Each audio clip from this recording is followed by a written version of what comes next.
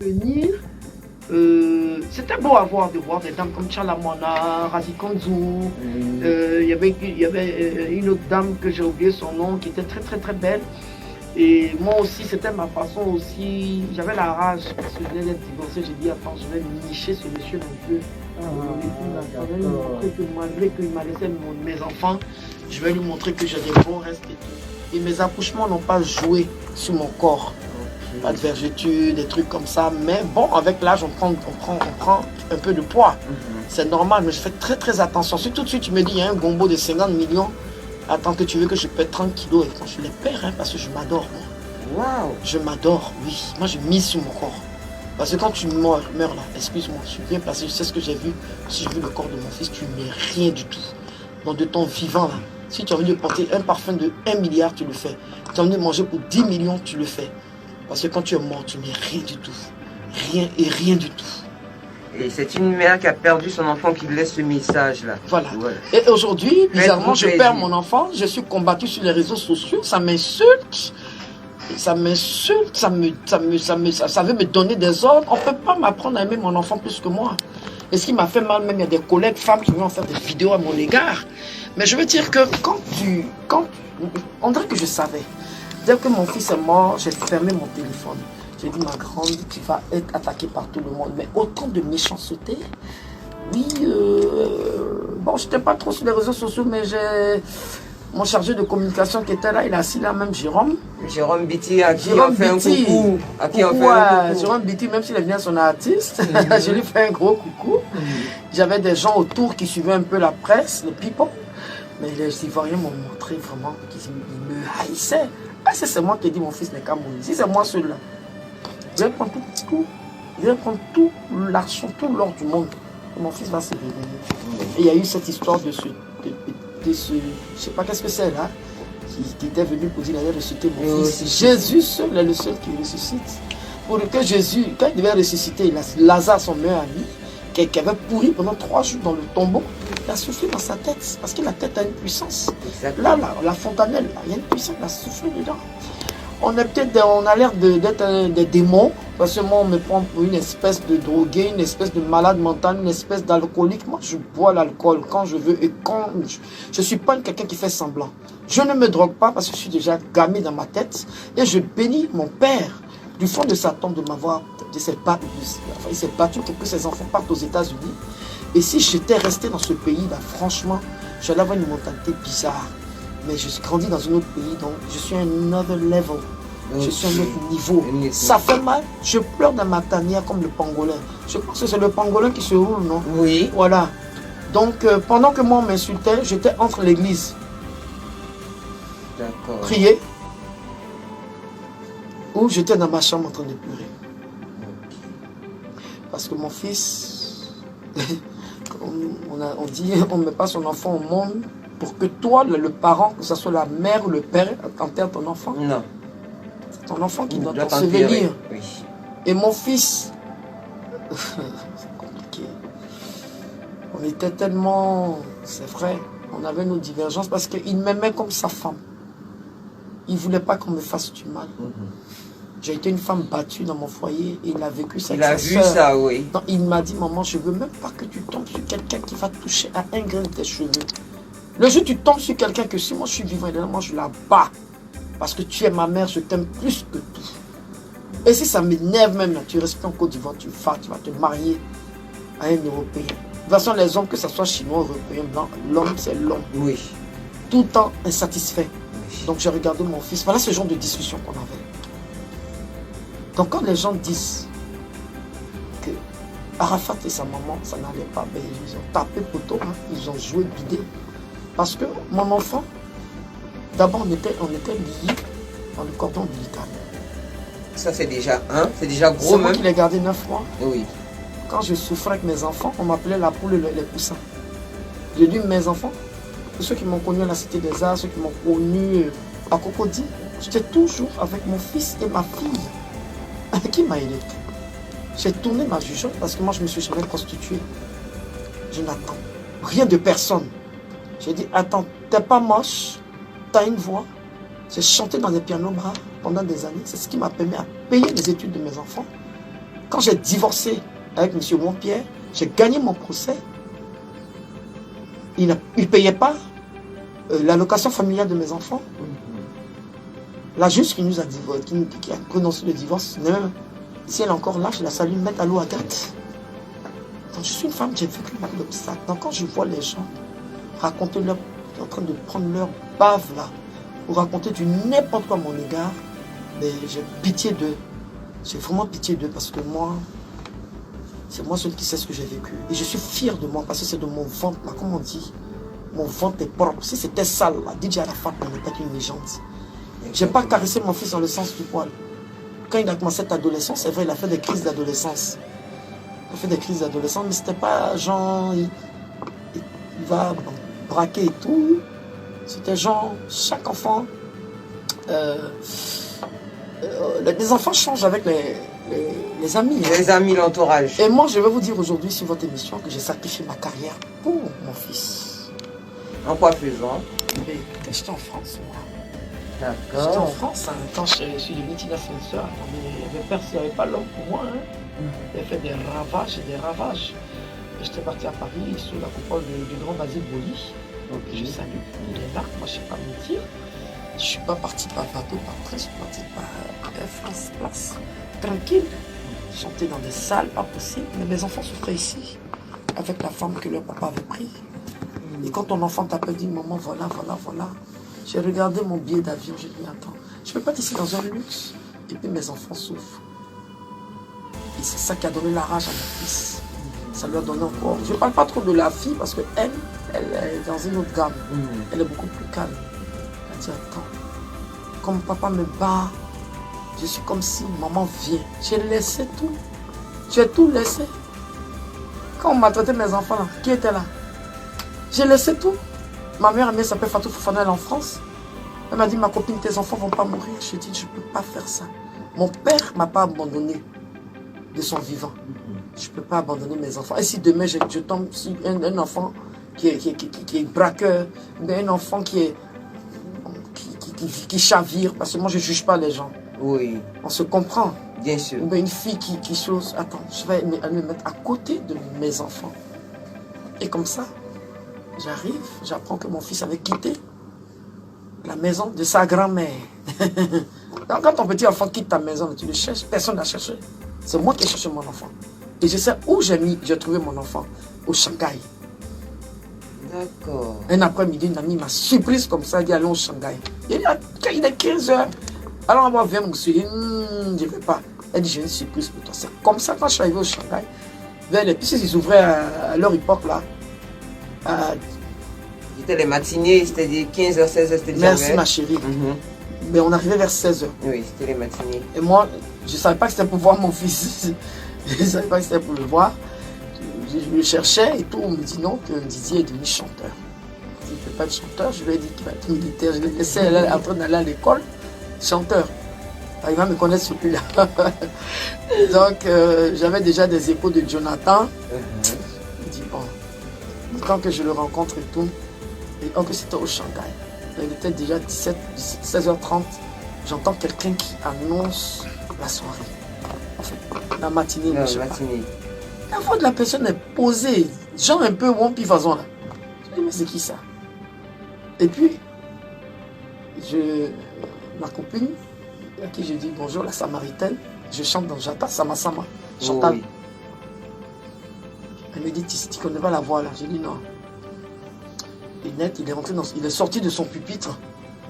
Voilà mon fils. Je dis, il a sauté, il voulait fuir. Maman, il dit, mais attends, c'est toi qui as fait ce truc là? Il dit oui. Il faut animer, je vais écouter. Il a commencé à mettre les Erickson, les Zoulous, ses mentors quoi. Puis je l'ai appelé. D'abord je lui ai dit, j'ai soif, elle m'a acheté de l'eau. Je me rappelle encore comme c'était, il était en blouson de jean. Il a des souliers, les cheveux à ras. J'ai jamais moi même coupé les cheveux à ras. J'ai arrangé sa tête. Ça m'a bien plate là. Oui. Donc, quand il a envoyé l'eau, je l'ai regardé. Il m'a posé 2 minutes. Je lui ai dit, c'est bon ce que tu as fait. Il dit, maman, c'est vrai. Je lui ai dit, écoute, c'est ce que tu veux. Il dit, écoute, tu as ma bénédiction. Où étaient ses amis? Où était ma famille? Où étaient certaines personnes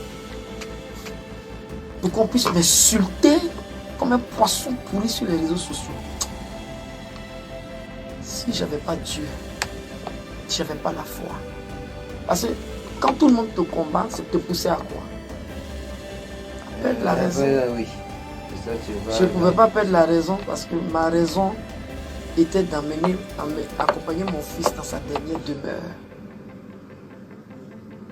Moi, je ne voyais pas certaines choses. Je voulais que j'étais un Ivocep. Parce que je suis la maman, c'est moi qui devais... C'était pas facile. On te fait sortir ton fils d'un tiroir à temps. J'ai vu le corps de mon fils le 13. Parce que le jour de sa mort, c'était férié. Oui. Quand je suis arrivé à Ivocep, le mardi, Dieu est bon parce que le monsieur d'Ivocep était un ami à Wampi. C'est lui-même qui a fait. Quand Wampi est mort, c'est... Et il me dit, écoute, tu es seul, tu as quelqu'un derrière toi? J'ai dit, je veux voir mon enfant. Je veux voir mon fils. Il dit, non, tu ne peux pas le voir, retourne à mis les produits. J'ai dit, je m'en fous.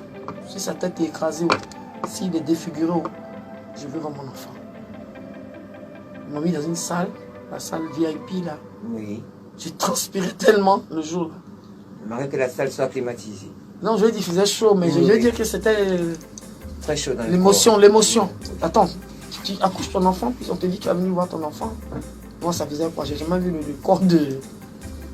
Bon, j'ai vu le corps de mon père, de mon enfant. C'est pas possible. C'est tant que je ne le vois pas, je ne peux pas croire. Je ne crois pas, même. Donc il me dit, bon, écoute, tu te mets dans la salle. Je suis avec une amie. Et quand ils ont fini d'apprêter le corps, il m'a dit, Tina, viens. Il m'a dit, ma petite, viens. Il y avait Moulokoukou, il y avait des gens. Moulokoukou même voulait venir avec moi, j'ai dit non. Je vais y aller ici. Donc on marche, le soleil était... Waouh! Je me suis mis les gars, ils se sont mis de côté. Il dit, mais tu es seul? Tina, c'est pas bon pour toi. Il dit, je suis seul. Aïe, quand je l'ai accouché, j'étais seul, non? Bon, voilà, je t'ai vu. Un drap blanc. Le drap même n'était pas bien propre, bien blanc. Il dit que l'homme n'est rien. L'homme n'est rien. Exactement. C'était pas sale, c'était pas ça. J'ai regardé comme ça ici. Moi, tout ce que je voulais voir. Et puis... Tu l'as vu. Pas sur le champ, hein. Je tremblais. Il m'a dit, bon, si tu peux pas, on laisse tomber. Tu vas revenir un autre jour. J'ai dit, non, ça va aller. Je lui ai parlé. J'ai touché. J'ai vu un ticket sur l'orteil, là, je sais pas moi. J'ai jamais vu des choses comme ça. Et comme je connais l'orteil de mes enfants, lui, il a pris mes orteils. Ah, d'accord. J'ai les orteils écartés, il a la même chose que moi. Une fois, on a comparé mes pieds comme ça. Moi, j'ai le même orteil que toi. Tu vois, non? D'accord. Et après, ils ont enlevé le truc là. La couverture. La couverture. C'est là que j'ai été choqué. J'ai vu mon fils couché là. Je lui ai dit, je lui ai dit, pourquoi? Pourquoi?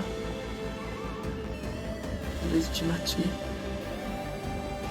Tu as tué tes enfants, tu les as tués, tu m'as tué. On va faire une petite pause. Et parce que là, on est en train de parler de Ange Didier et on ne parle pas avec Tina Glamour, on parle avec Valentine Legault, on parle d'une mère qui a perdu son enfant et ce serait intéressant de partir un peu en musique et on revient avec la mère Valentine Legault qui va donner aussi quelques conseils à certaines mères qui ont perdu leurs enfants, qui n'arrivent pas à retrouver la tranquillité, le calme dans leur vie. On va en musique.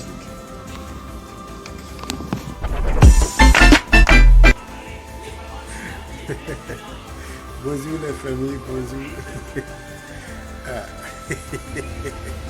On a Tata à la maison. Mais là, on se voit seulement. Il n'y a pas de travail. Il n'y a pas de travail. Donc, on est confirmé à la maison. Donc, voilà, haya. Mais, je regarde seulement. Bientôt, notre tête, là, ça va bourrisser.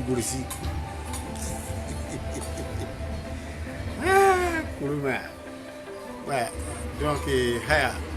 Matin, là, il fait la vidéo là, pour vous saluer, chers parents, chers camarades, chers amis, tout le monde qui est confirmé à la maison. Il fait bonjour avec vous, coucou. Non, Kourouma, là, il a fait beaucoup de choses actives.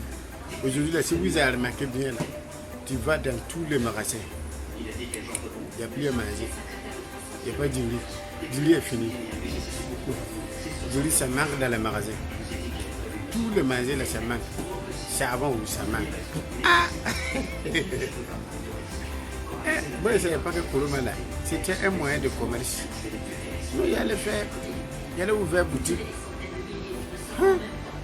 Ouais, Chris Alès, c'est en commence. Ça va un peu. Mais c'est un biga. C'est en commence. Ah, moi, ici à la maison, mais nada.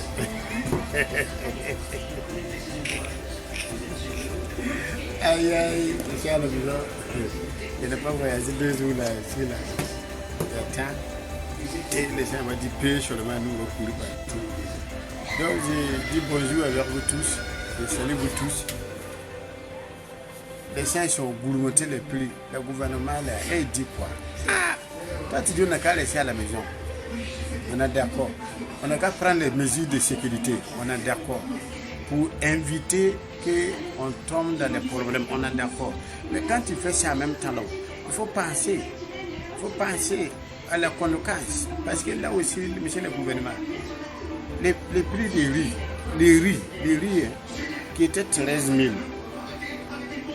est revenu maintenant à 16 000 francs, plus 3 000 francs. On ne savait pas que Corona là, c'était un moyen de se faire enrichir. Parce que vous aussi, la Banque mondiale a donné avec vous un peu des milliards pour dire que vous n'êtes qu'à équiper de la population. Mais c'est en commun. C'est en commun. C'est en commun. Vous dites qu'on n'a qu'à respecter les mesures. Voilà, moi, ici à la maison ici. Et tu ne l'avais pas encore. On est à la maison ici. Tu ne peux pas surtout aussi aller payer, même si ils sont tout gourmantés. C'est quoi on prend pour couvrir les nez là, les narines là, ils sont gourmantés. Ce qui était 50 francs, 300 francs, c'est devenu 1500, 2000 francs.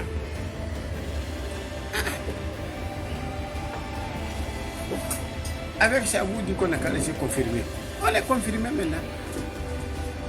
Lui qui était 8000 francs, 8500, c'est revenu maintenant 11 000 francs.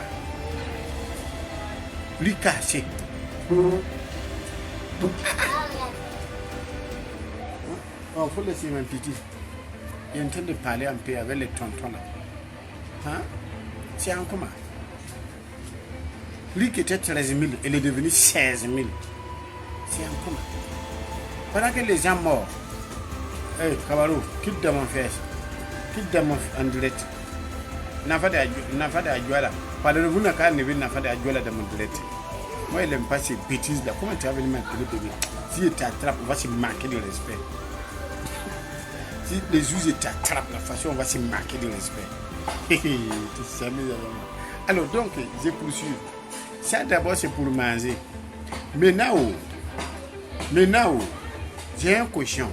Les enfants là, parce que je sais que la Banque mondiale a dit si vous ne respectez pas, moi je suis l'actualité, si vous ne respectez pas les mesures de sécurité là, vous ne gagnez pas l'argent. Je suppose qu'on est en train de respecter les mesures de sécurité dont l'argent est là. L'argent est là, parce qu'il y a les cas.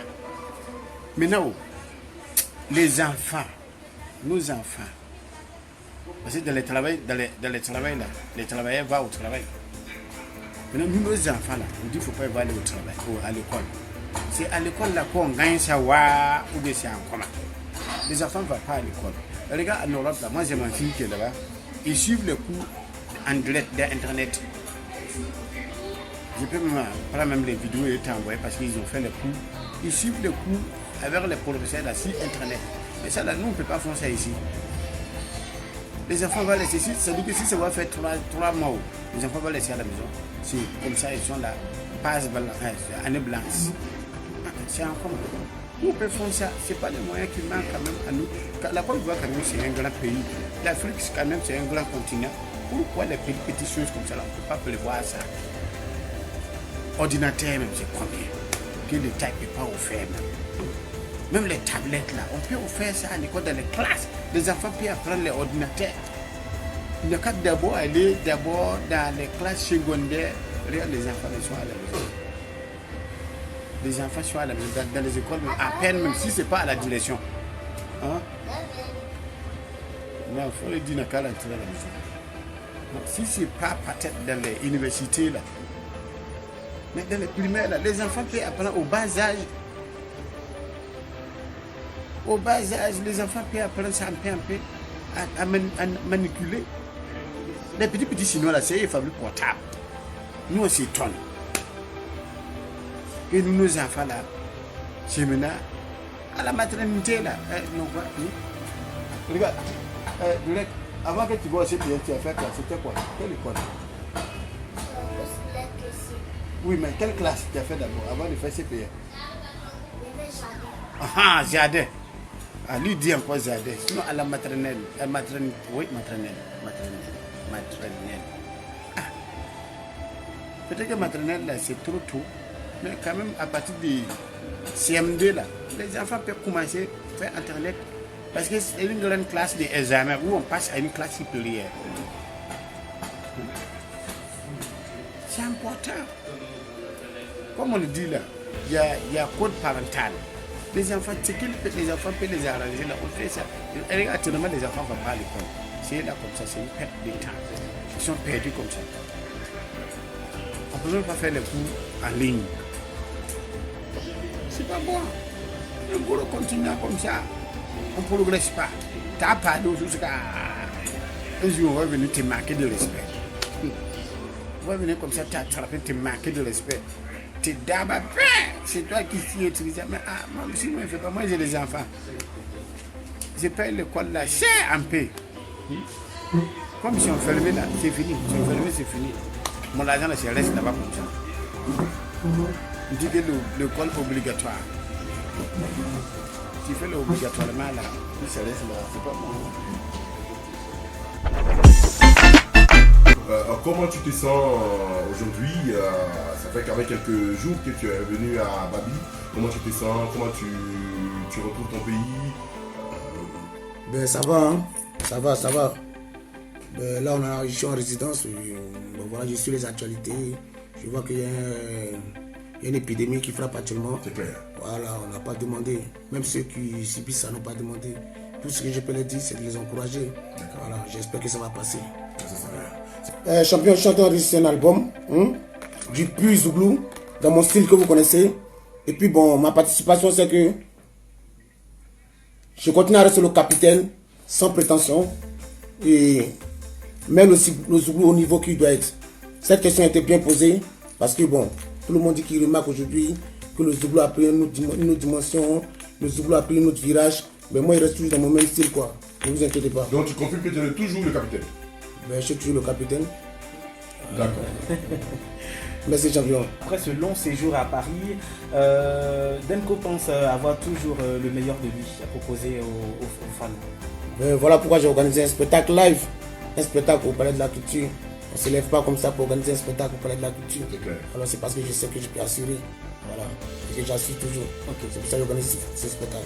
La seconde préoccupation, quel enseignement est-ce qu'il tire de cette période très difficile qu'il a traversée? Ben, j'ai pris du bon temps, je me suis remis en question à moi-même. Et puis bon, voilà. Cela ne dépend que de moi. Voilà.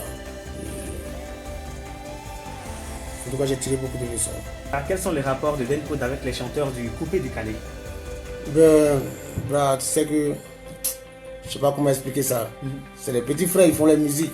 Si je peux les aider, je les aide en faisant des collaborations avec eux. C'est clair. Ben, il ne faut pas être hypocrite à la radio pour dire c'est des gens qui fréquentent. Non, c'est des gens fréquentables, mais Non, je ne les fréquente pas, tu vois, non. Je suis dans mon coin, tranquille. Voilà. Ce sont les gens fréquentables, mais toi, Denko, tu ne les fréquentes pas. Voilà. C'est quand vous voyez, bonjour. Voilà, bonjour, bonsoir, vite fait, voilà. Il faut le mouvement, c'est le mouvement. Voilà.